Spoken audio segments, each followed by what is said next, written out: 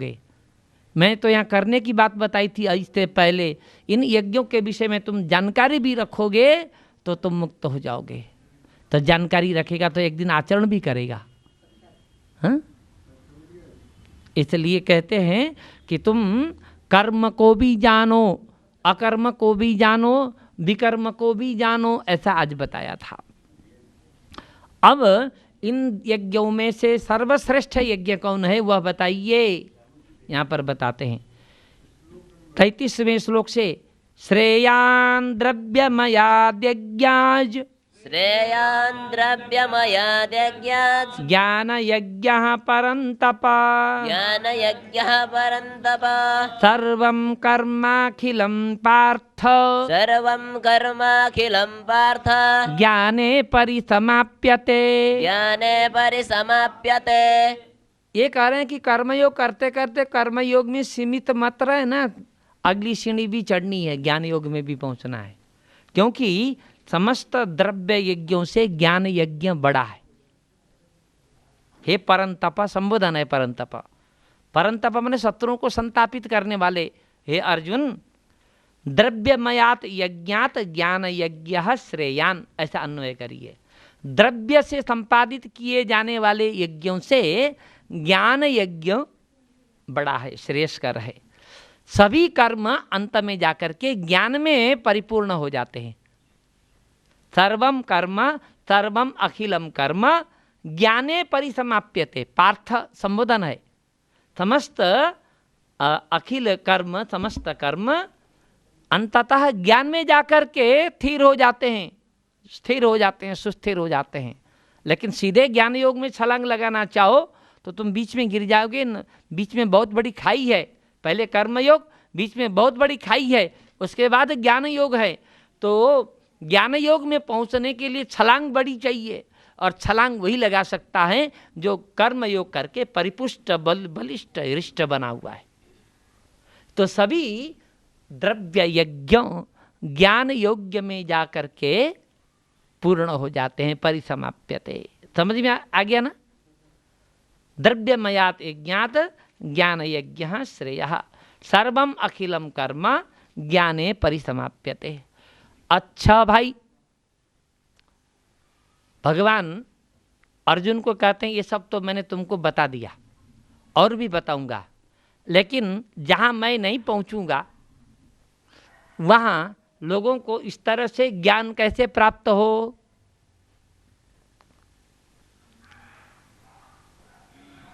उस इन कर्म की गति को, अकर्म की गति को, विकर्म की गति को कैसे समझे सामान्य व्यक्ति, उसका तरीका बताते हैं। तद विद्धि प्रणिपातेन, तद्विद्धि प्रणिपातेन, परिप्रश्नेन सेवया, परिप्रश्नेन सेवया, उपदेक्ष्यन्ति ते ज्ञानम्, उपदेक्ष्यन्ति ते ज्ञानम्, ज्ञानिनस्तत्त्वदर्शिनः, ज्ञानिनस्तत्त्वदर्शिनः। तत् उस ज्ञान को विद्धि माने समझो, जानो। किसके द्वारा जानो? गुरुओं के द्वारा जानो। तत्वदर्शी ज्ञानियों के द्वारा तुमको वह ज्ञान प्राप्त होगा। लेकिन तुम्हारा कर्तव्य है, सभी तत्वदर्शी ज्ञानी सबको ज्ञान बांटते हुए नहीं चलते। बहुत परीक्षा लेते हैं ज्ञानी लोग ज्ञान देने के पहले कि इसको ज्ञान दिया जाए कि न दिया जाए। अन्यथा रावण के पास बहुत ज्ञान था, उसने ज्ञान उल्टे कार्यों में लगाया, सीता के अपहरण में लगाया। सीता के पति की उपासना करके उनको प्राप्त करने की अपेक्षा उनकी पत्नी का अपहरण करके प्राप्त करने का प्रयास किया। विपरीत ज्ञान हो गया। अपात्र में, कुपात्र में ज्ञान देने से ज्ञान का दुरुपयोग हो जाता है, उसका सदुपयोग नहीं हो पाता। इसलिए तत्वदर्शी ज्ञानी सबको ज्ञान नहीं देते हैं, शिष्य की परीक्षा लेते हैं। परीक्षा लेकर के ज्ञान देते हैं। परीक्षा में पहले पास होना पड़ेगा। तो उस ज्ञान को तुम गुरुओं के पास जाकर के जानो। तो गुरुओं के पास जाने पर सबसे पहले क्या करना पड़ेगा? प्रणिपातेन, प्रणिपात बने प्रणाम कर लेना। दंडवत प्रणाम करना। प्रणिपात, निपात बने नीचे गिरना, प्रणिपात का मतलब अच्छी तरह से नीचे गिरना, साष्टांग दंडवत प्रणाम कर लेना, अर्थात नम्र बने रहना। ठीक है। फिर परिप्रश्नेन, अच्छा प्रश्न करना, सुंदर प्रश्न करना, जिज्ञासु बन करके प्रश्न करना। 2। और तीसरा क्या करना?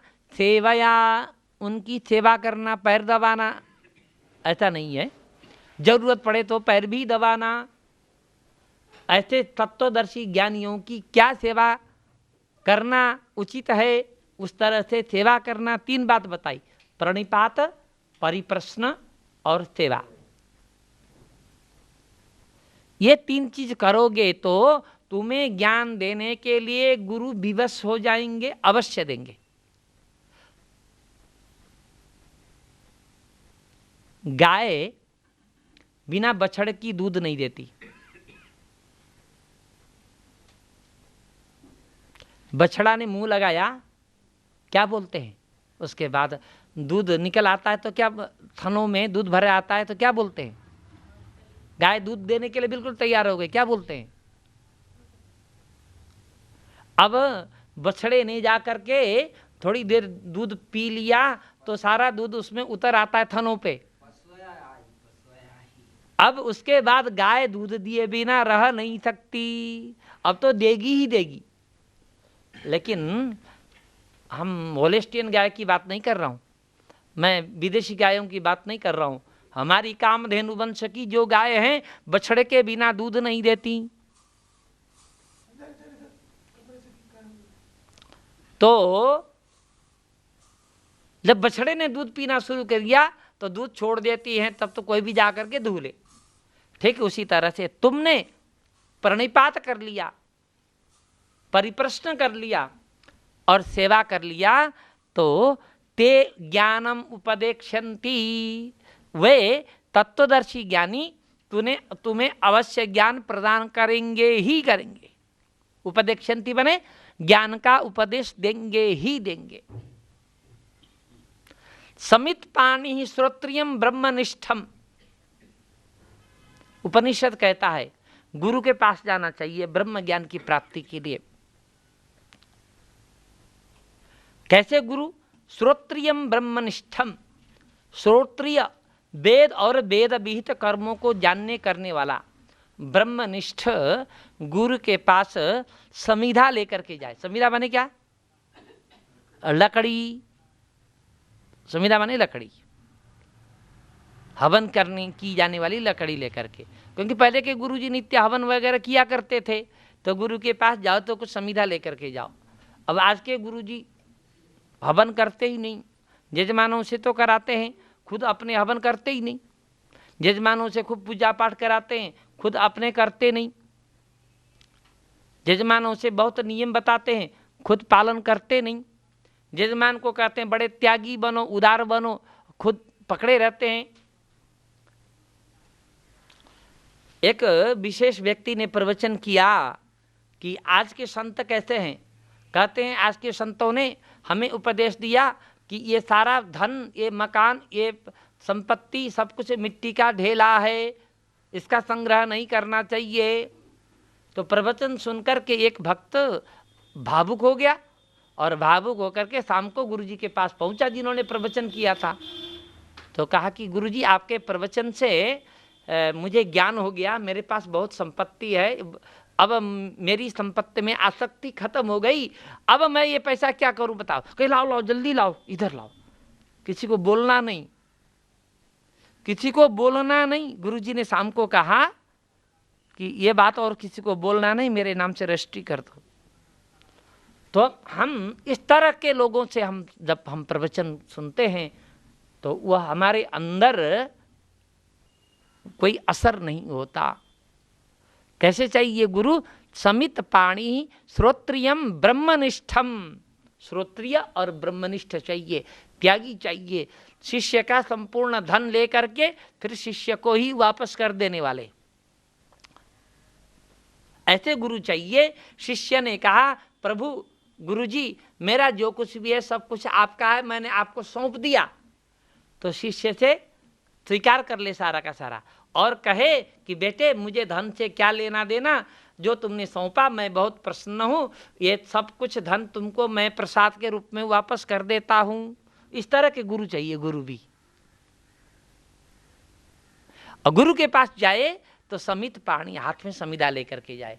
तो आजकल समिधा न मिले तो गुरु जी को जो प्रिय है वो वस्तु लेकर के जाए, फल लेकर के जाए, पुष्प लेकर के जाए, कुछ भी लेकर के जाए। और 3 प्रकार के लोगों के पास खाली हाथ कभी नहीं जाना चाहिए। रिक्तस्तम तो नोपेयत राजानम गुरुदैवते। राजा के पास जाते समय खाली हाथ नहीं जाना चाहिए, गुरु के पास जाते समय खाली हाथ नहीं जाना चाहिए, और देवता के पास जाते समय, मंदिर आदि में जाते समय खाली हाथ नहीं जाना चाहिए, कुछ लेकर के जाना चाहिए। क्यों? क्योंकि कुछ लेके जाओगे और उसी में कृपा आएगी। पुष्प ही लेकर के जाओ। होम्योपैथिक दवा होती है ना, लिक्विड होती है, तो लोग क्या करते हैं, डॉक्टर लोग चीनी से बनी हुई छोटी छोटी गोली में वो लिक्विड डालते हैं और इस गोली चूसने के लिए देते हैं। वो चीनी केवल, वो छोटी छोटी गोलियां केवल चीनी है, दवा तो वो लिक्विड है, अर्थात उसकी दवा चीनी की गोलियों में ठहरती है। ठीक उसी तरह से तुम जैसी श्रद्धा में पत्र पुष्प कुछ लेकर के जाओगे उसी पर कृपा बरसती है। इसलिए राजानम गुरुदैवतम रिक्तास्तम तु न उपेयात, खाली हाथ नहीं जाना चाहिए। 34वें श्लोक में बताया कि यदि तुमने प्रणिपात परिप्रश्न और सेवा किया तो तत्वदर्शी ज्ञानी तुम्हें अवश्य उपदेश देंगे, और उनके उपदेश से कर्म योग की गति जान लेना, कर्म जान लेना, अकर्म जान लेना, विकर्म जान लेना।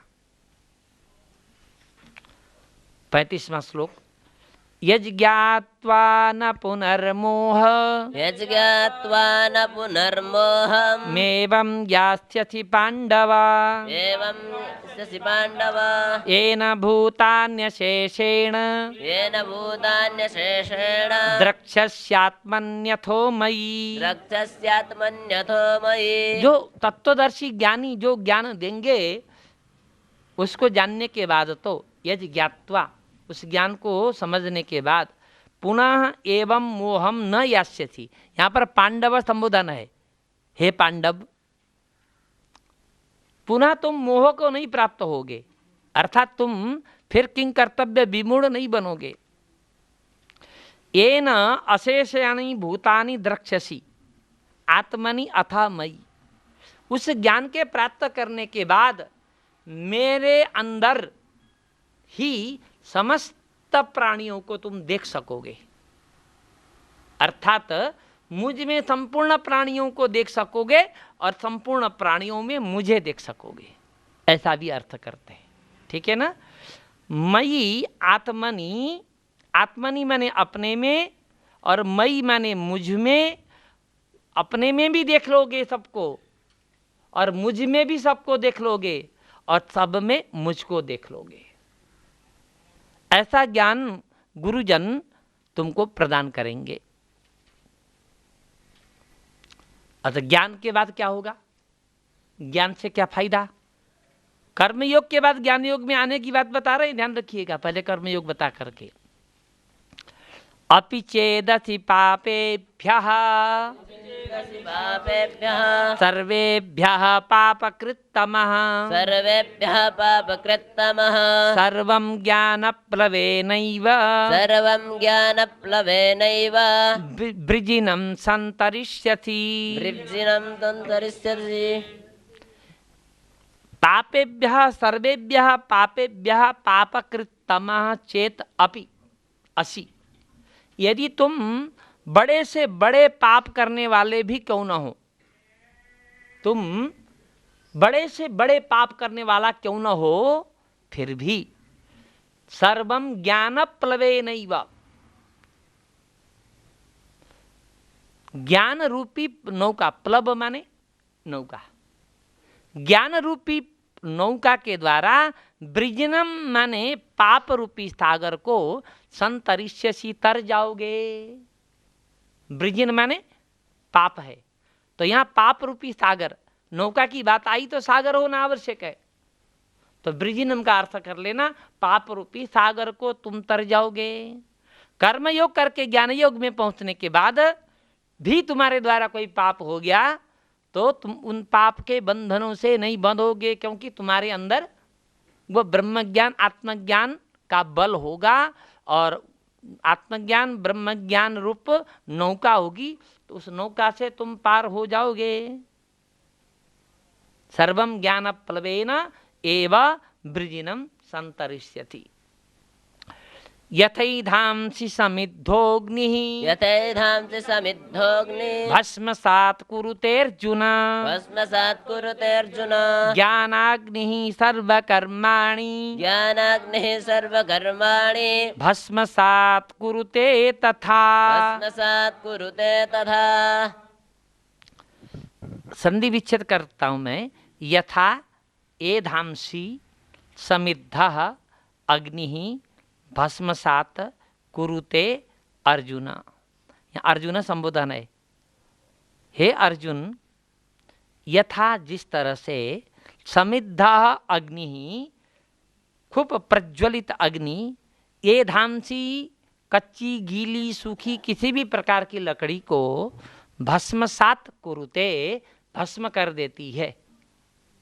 समिद्ध अग्नि, समिद्ध माने खूब प्रज्वलित अग्नि। जिस तरह से पहले अग्नि ज़्यादा प्रज्वलित नहीं होती है तो सूखी सूखी लकड़ी चाहिए, लेकिन अग्नि जब खूब प्रज्वलित होती है तो गीली लकड़ी सूखी लकड़ी सारी लकड़ी को जला लेती है।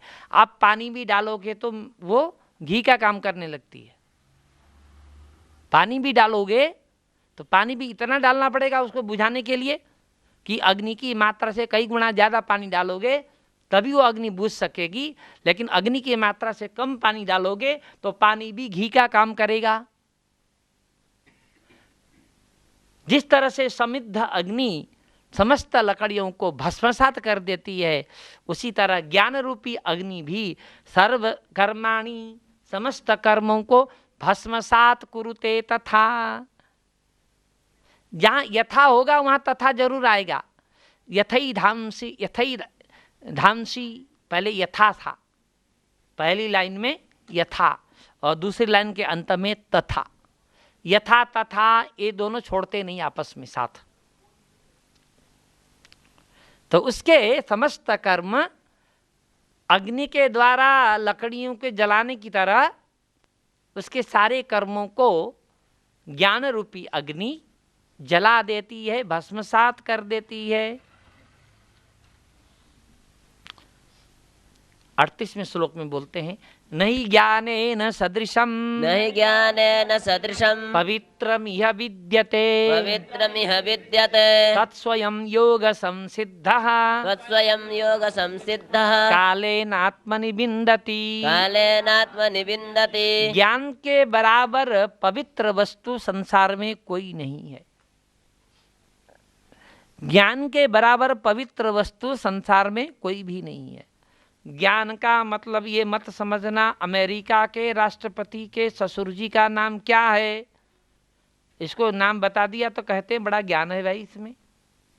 इस तरह की ज्ञान की बात नहीं। ये ज्ञान तो जनरल नॉलेज है, ये तो कोई भी कर लेता है। ज्ञान माने आत्मज्ञान और परमात्मा का ज्ञान। जिसको छोड़ना है उसका ज्ञान, जिसको ग्रहण करना है उसका ज्ञान, और छोड़ने वाला ग्रहण करने वाला जो है उसका ज्ञान। ठीक है ना। ये सारा जड़ पदार्थ जड़ तत्व छोड़ना है और परम चेतन को पकड़ना है। ये छोड़ने और पकड़ने वाला काम करता है ये चेतन। इन तीनों को जानना है। इन तीनों को जानना अच्छी तरह से। आपको हम तो जान गए ये सारा जड़ जो भी दिखाई पड़ता है ये जड़ तत्व है और मैं चेतन तत्व हूँ, परमात्मा परम चेतन है। हमने तीनों को जान लिया। तो ये जानना नहीं है, ये जानने की शुरुआत है। तो कई जन्मों में लोग जानते हैं, भगवान की कृपा हो जाए तो इसी जन्म में भी जान सकते हैं। हम प्रयास करें तो भगवान जानने में सहायता करेंगे। भगवान कहते हैं तुम मेरी तरफ 1 कदम बढ़ो, मैं तुम्हारी तरफ 100 कदम बढ़ूंगा। हम जानने का प्रयास तो करें, फिर भगवान हमें ज्ञान अपने आप देंगे। तो ज्ञान के बराबर संसार में कोई पवित्र वस्तु नहीं है। तो उस ज्ञान को मैं कैसे प्राप्त करूं? क्योंकि योग संसिद्धा, पहले कर्मयोगी बन जाओ। कर्मयोगी बनने पर, कर्मयोग जब तुम्हारा सिद्ध हो जाएगा तो काले न कुछ काल के बाद आत्मनि, अपने अंदर ही उस ज्ञान को स्वयं विन्दति, अपने आप जान जाओगे। पहले ज्ञान कर्मयोग को सिद्ध करो तो उसके बाद तो ज्ञान योग की सिद्धि अपने आप हो जाएगी। देखिए श्लोक में स्पष्ट लिखा है योग संसिद्धा, जहां केवल योग की बात आए तो वहां पर समझ लेना कर्मयोग। कर्मयोग से संसिद्ध व्यक्ति काले न कुछ काल के बाद आत्मनि, अपने अंदर ही उस ज्ञान को विन्दति, जान लेता है। कुछ तो गुरुजी लोग उपदेश देते हैं और गुरुजी के उपदेश देने के बाद भी वह पूर्णतया जान नहीं पाता। कर्मयोग से संसिद्ध होने पर वह व्यक्ति धीरे धीरे जान लेगा। अर्थात ज्ञान प्राप्त करने का पहला उपाय है कर्मयोग करना। कर्मयोग की सिद्धि जब हो जाएगी तो ज्ञान अपने आप तुम्हारे अंदर आ जाएगा। तब तो ज्ञान तुमको ढूंढते हुए फिरेगा। अभी हम ज्ञान को ढूंढ रहे हैं, एक दिन ऐसा आएगा कि ज्ञान ही हमको ढूंढेगा। अच्छा, उस तरह का ज्ञान कौन कौन प्राप्त करते हैं? इस तरह के ज्ञान को कौन कौन प्राप्त करते हैं? 39वें श्लोक में बोलते हैं श्रद्धावान लभते ज्ञानम, श्रद्धावान् लभते ज्ञानम्, तत्परः संयतेन्द्रियः, तत्परः संयतेन्द्रियः, ज्ञानम लब्ध्वा परां शांति, ज्ञानं लब्ध्वा परां शान्तिम्, मचिरेणाधिगच्छति। अचिरेणाधिगच्छति। श्रद्धावान ज्ञानम लभते, जो श्रद्धालु है वही ज्ञान प्राप्त करता है। ज्ञान प्राप्त करने की श्रद्धा होनी चाहिए। श्रद्धावान लभते ज्ञानम। और कौन प्राप्त करता है? तत्परः। श्रद्धा माने ज्ञान प्राप्त करने के लिए जो तत्पर है वही ज्ञान को प्राप्त कर सकता है। फिर कौन प्राप्त करता है? संयतेन्द्रियः, इंद्रियों को संयत करने वाला, इंद्रियों को अधीन में रखने वाला ज्ञान प्राप्त कर सकता है। कथा सुनने के लिए आया, तत्व ज्ञान प्राप्त करने के लिए आया, 3 घंटे बैठना है, लेकिन चाय पीने में देर हो गई, सिर दर्द होने लगा, इंद्रियों के पीछे भागने वाला, कुछ खाने की इच्छा हो रही है, कुछ पीने की इच्छा हो रही है बीच में, ऐसा व्यक्ति अर्थात इंद्रियों के वश में होने वाला व्यक्ति वह ज्ञान को नहीं प्राप्त कर सकेगा। संयतेन्द्रिय, इंद्रियों को वश में रखने वाला ही तत्व ज्ञान को प्राप्त करता है। और ज्ञानम लब्ध्वा, ज्ञान प्राप्त करने के बाद पराम शांति, अपने अंदर ही परम शांति को अचिरेण, बहुत जल्दी ही अधिगच्छति, प्राप्त कर लेता है। ठीक है, ज्ञान का दूसरा परिणाम है शांति। अच्छा, जो श्रद्धा न करे वो क्या करता है इसका बताते हैं। अज्ञश्चा श्रद्धानश्च, अज्ञश्च श्रद्धानश्च, संशयात्मा विनश्यति, संशयात्मा विनश्यति, नायं लोकोऽस्ति न परो, नायं लोकोऽस्ति न परो, न सुखं संशयात्मनः, न सुखं संशयात्मनः। जो अज्ञ है, अज्ञ माने न जानने वाला या अल्प जानने वाला, अज्ञश्च अश्रद्धानश्च, ऐसा संधि विच्छेद है। श्रद्धा न रखने वाला, अश्रद्धान माने श्रद्धा न रखने वाला, और संशयात्मा, अपने बड़े बुजुर्ग, गुरु, माता पिता की बात पर, शास्त्र की बात पर संशय करने वाला, विनश्यति, नष्ट हो जाता है। नष्ट होता है माने वो ज्ञान नहीं प्राप्त कर सकता, इसलिए वो संसार में ही पुनः भ्रमित हो जाता है, यही नष्ट होना है।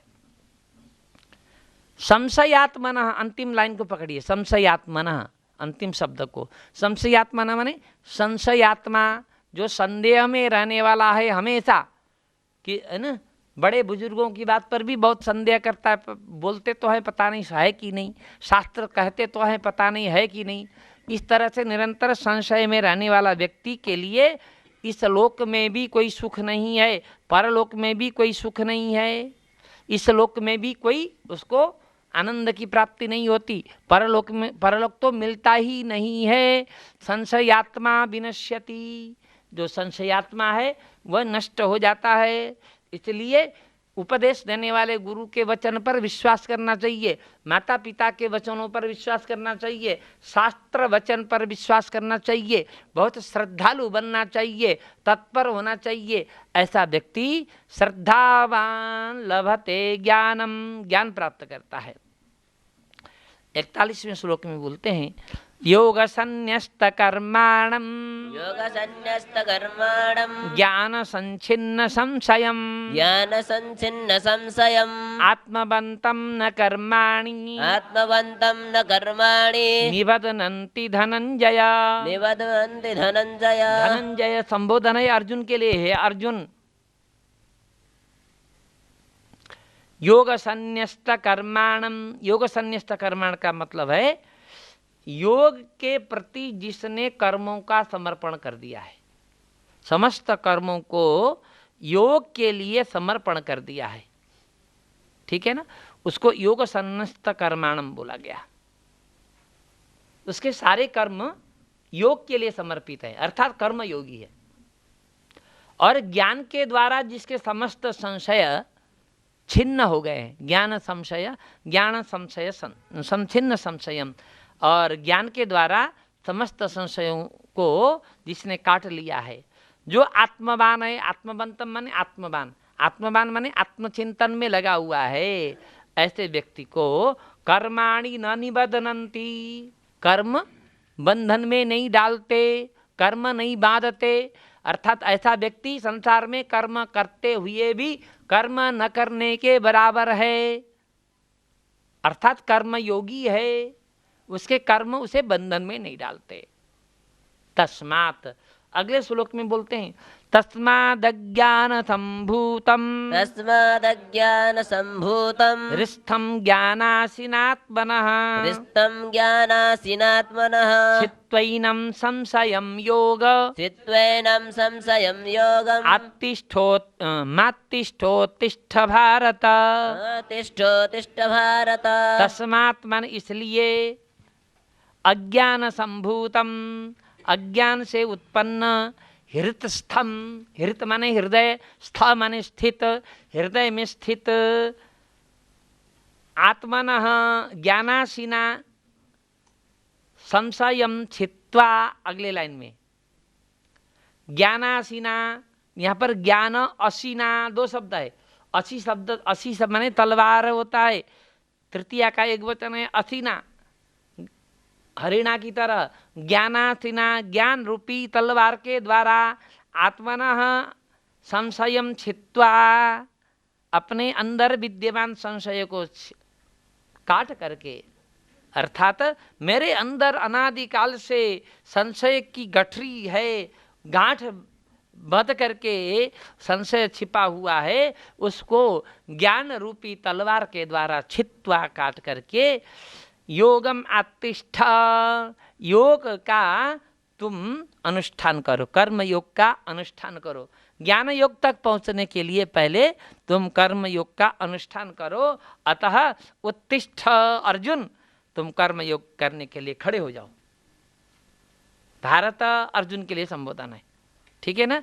तो ज्ञान योग की पराकाष्ठा में पहुंचने के लिए पहले कर्म योग करना आवश्यक है। शुरू में ही कर्म त्याग दिया तो वो छलांग नहीं लगा पाएगा, बीच में खाई में गिर जाएगा। इसलिए कर्मयोग करना जरूरी है। कितना आनंद है कर्मयोग करने में, हाँ। मन ऐसा बना ले कि जो कुछ भी है परमात्मा का है, जो कुछ भी मिला है परमात्मा ने दिया है, जो कुछ भी कर रहा है परमात्मा ही कर रहा है, मैं तो एक कठपुतली हूँ। मैं करने वाला नहीं हूँ, मेरे में कोई सामर्थ्य नहीं है, परमात्मा मुझसे करा रहा है, इसलिए मैं जो भी मेरे द्वारा जो भी हो रहा है परमात्मा के लिए हो रहा है। लाभ मिले तो भी परमात्मा का, हानि हो तो भी परमात्मा का, मेरा क्या है। परमात्मा खिलाएगा ही, परमात्मा ने पैदा किया है, जन्म दिया है, तो पालने का पोषने का काम भी परमात्मा का ही है। इस तरह से पूर्ण विश्वास हो जाए तो टेंशन काहेगा। बड़ी से बड़ी विपत्ति भी आ जाए तो फिर टेंशन नहीं होगा। ओम तत्सदिति श्रीमद्भगवद्गीतासु उपनिषत्सु ब्रह्म विद्यायां योगशास्त्रे श्रीकृष्णार्जुन संवादे ज्ञान कर्म संन्यास योगो नाम चतुर्थोऽध्यायः। अब अर्जुन को फिर संदेह हुआ। ज्ञान योग को भी बताया, कर्म योग को भी बताया। कर्म योग ज्ञान है ना, कर्म योग करना जरूरी है, ज्ञान योग करना जरूरी है, दोनों कहा। अर्जुन फिर बोलते हैं संन्यासम कर्मणाम कृष्ण, सन्न्यासं कर्मणां कृष्ण, पुनर्योगं च संससि, पुनर्योगं च संससि, यच्छ्रेय एतयोरेकं, यच्छ्रेय एतयोरेकं, तन्मे ब्रूहि सुनिश्चितम्। तन्मे ब्रूहि सुनिश्चितम्। हे कृष्ण, कर्मों का संन्यास माने ज्ञान योग, कर्मों का संन्यास माने ज्ञान योग, कर्मणाम संन्यासम माने ज्ञान योग की बात भी करते हो।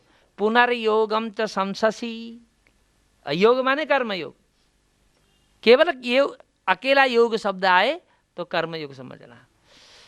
फिर कर्म योग की बात भी करते हो। पहले आप कर्म योग की बात कर रहे थे, बीच में ज्ञान योग की बात की है, फिर अंत में आकर के कर्म योग की बात करते हैं। दोनों प्रकार की बातें बोल रहे हैं। मैं तो निर्णय नहीं कर पा रहा हूं। संससी माने प्रशंसा करना। कर्मों के संन्यास की भी प्रशंसा करते हो, माने ज्ञान योग की भी प्रशंसा करते हो और कर्म योग की भी प्रशंसा करते हो। एतयोः यत् श्रेयः, इन दोनों में से जो श्रेयस्कारी हो, एकम तन्मे ब्रूहि सुनिश्चितम, एक निर्णय करके बताइए। अभी भी आपके प्रश्नों से मेरी दुविधा नहीं गई। अभी भी मैं दुविधा में हूँ, मुझे कर्म करना है कि ज्ञान में आना है, मुझे कर्म योग में रहना है कि ज्ञान योग में आना है, अभी भी आप निश्चय करके हमें बताइए। इस तरह से अर्जुन के द्वारा पूछे जाने पर श्री भगवान उवाच संन्यासः कर्मयोगश्च, सन्न्यासः कर्मयोगश्च, निःश्रेयसकराबुभौ, निःश्रेयसकरा भुवौ, तयोस्तु कर्म संन्यासात्, तयोस्तु कर्म संन्यासात्, कर्मयोगो विशिष्यते। कर्मयोगो विशिष्यते। संन्यास शब्द से ज्ञान योग को समझ लेना, ध्यान रखिएगा। यहाँ पर संन्यास, केवल संन्यास की बात आई तो क्या समझेंगे? ज्ञान योग। संन्यासः कर्मयोगश्च, संन्यास माने ज्ञान योग और कर्म योग, इन दोनों में निःश्रेयसकरौ उभौ, उभौ माने दोनों, ये दोनों कल्याणकारी हैं, मोक्ष देने वाले हैं। ज्ञान योग भी मोक्ष देने वाला है और कर्म योग भी मोक्ष देने वाला है। तयो हो तू, इन दोनों में तो कर्म संन्यासात कर्म योग विशिष्यते, कर्म संन्यास से तो कर्म योग श्रेष्ठ है। विशिष्यते माने श्रेष्ठ है। कर्म योग माने कर्म संन्यास से कर्म योग श्रेष्ठ है। कर्म संन्यास माने ज्ञान योग, कर्म संन्यास माने ज्ञान योग। तो कर्म संन्यास, केवल संन्यास करने पर भी ज्ञान योग और कर्म संन्यास करने पर भी ज्ञान योग। तो कर्म संन्यास से अर्थात ज्ञान योग से तो कर्म योग ही श्रेष्ठ है। सीधे अर्जुन समझ नहीं पाए। भगवान ने कहा तो था पहले ही कि कर्म योग से सिद्ध होने के बाद वो ज्ञान योगी होता है, वो ज्ञान प्राप्त करता है। तो ये क्रम है जाने का। कर्म योग, ज्ञान योग, भक्ति योग, इस तरह से क्रम है। लेकिन कर्म योग किए बिना ज्ञान योग में आ जाए तो बीच में गिर जाएगा। वो ना इधर का ना उधर का रहेगा, घर न घाट का रहेगा। तयोस्तु कर्म संन्यासात् कर्म योगो विशिष्यते। तीसरे अध्याय में, तीसरे श्लोक में बोलते हैं ज्ञेयः स नित्य सन्न्यासी ज्ञेयः स नित्यसन्न्यासी यो न द्वेष्टि न काङ्क्षति यो न द्वेष्टि न काङ्क्षति निर्द्वन्द्वो हि महाबाहो निर्द्वन्द्वो हि महाबाहो सुखम बंधात प्रमुच्यते। सुखं बन्धात् अरे प्रमुच्यते। अर्जुन, जो कर्म योगी है उसको भी तुम ज्ञान योगी ही समझ लेना। नित्य सन्यासी, सन्यासी माने सन्यास माने कर्मयोग, सन्यास का अर्थ कर्म ज्ञान योग है ना। सन्यास माने ज्ञान योग, नित्य सन्यासी माने नित्य ज्ञान योगी, ऐसा अर्थ है। उस व्यक्ति को नित्य ज्ञान योगी समझना। किसको? कर्म योग करते हुए न तो द्वेष्टि, न तो किसी से द्वेष करता है, और न कांक्षति, न तो किसी वस्तु की कामना से काम करता है। जो निर्द्वंद्व है ऐसा व्यक्ति कर्म योग में रहते हुए भी उसको नित्य सन्यासी समझ लेना। नित्य सन्यासी माने नित्य ज्ञान योगी समझ लेना। ऐसा कर्म योगी बंधात सुखम प्रमुच्यते, इस बंधन से सुखपूर्वक मुक्त हो जाता है। अर्थात कर्मयोग करते करते भी वह मुक्त हो सकता है। जरूरी नहीं ज्ञान योग में ही जाए, जरूरी नहीं भक्ति योग में पहुंचे, कर्म योग से भी मुक्त हो सकता है।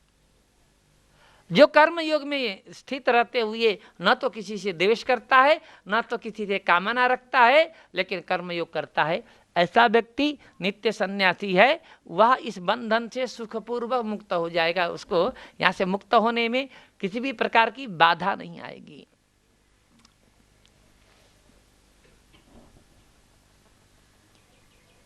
अब कहते हैं सांख्य योगौ पृथक बाला साङ्ख्ययोगौ पृथक् बालः प्रवदन्ति न पंडिताः प्रवदन्ति न पण्डिताः एकमप्यास्थितः सम्यक् एवम्यस्थितः सम्यक् उभयोर्विन्दते फलम्। उभयोर्विन्दते फलम्। सांख्य माने मैंने ज्ञान कहा था, सांख्य माने ज्ञान। एक सांख्य दर्शन अलग है, लेकिन एक गीता का जो सांख्य शब्द है वह सांख्य का अर्थ ज्ञान है। और सांख्य योग दो शब्द हैं। योग से क्या लेंगे? कर्म योग। सांख्य योग माने ज्ञान योग और कर्म योग को, बालाह माने न जानने वाले, ठीक से न समझने वाले लोग पृथक प्रवदंती, अलग अलग बताते हैं। कर्म योग अलग है, ज्ञान योग अलग है, ऐसा बताने वाले कौन है? बाल हैं, अज्ञानी हैं। न पंडिता, पंडित लोग ऐसा नहीं मानते। पंडित लोग सांख्य और योग को, ज्ञान योग और कर्म योग को पृथक पृथक मानते ही नहीं। ठीक है, इसका दूसरा अर्थ भी लोग किया करते हैं। सांख्य माने सांख्य दर्शन, योग माने योग दर्शन, ये दोनों एक ही थे पहले, बाद में अलग अलग हुए थे, ऐसा अर्थ भी लोग कर लेते हैं। सांख्य योग को पृथक बाला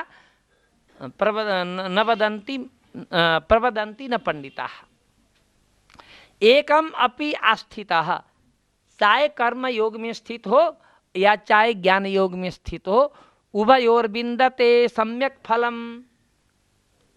कर्म योग में सम्यक स्थित रहने वाला व्यक्ति कर्म योग का फल भी पाता है और ज्ञान योग का फल भी पाता है। लेकिन और ज्ञान योग में सम्यक प्रकार से स्थित व्यक्ति ज्ञान योग का फल तो पाता ही है, कर्म योग का फल भी पाता है। लेकिन ऐसा होते हुए भी कर्म योग ज्ञान योग में अंतर यह है कि कर्म योग किए बिना ज्ञान योग में पहुंच नहीं सकता। कर्म योग किए बिना ज्ञान योग में पहुंचा नहीं जा सकता। ज्ञान योग में वही पहुंचता है जो कर्म योग से संसिद्ध हो, परिपूर्ण हो। लेकिन कर्म योग जो कर रहा है वो कर्म योग और ज्ञान योग दोनों का फल प्राप्त कर लेता है। और कर्म योग करके ज्ञान योग में पहुंचने पर भी ज्ञान योग का फल तो पाता ही पाता है, कर्म योग का फल भी पाता है। उभयोर विन्दते फलम, विन्दते माने प्राप्नोति, प्राप्त करता है, ऐसा अर्थ है। फिर इसको और स्पष्ट करते हैं अगले श्लोक से। यत् सांख्यै प्राप्यते स्थानम यत्साङ्ख्ये प्राप्यते स्थानं तद योगैरपि गम्यते तद्योगैरपि गम्यते एकं सांख्यं च योगं च एकं साङ्ख्यं च योगं च यः पश्यति स पश्यति। यः पश्यति स पश्यति। सांख्य के द्वारा जो स्थान प्राप्त होता है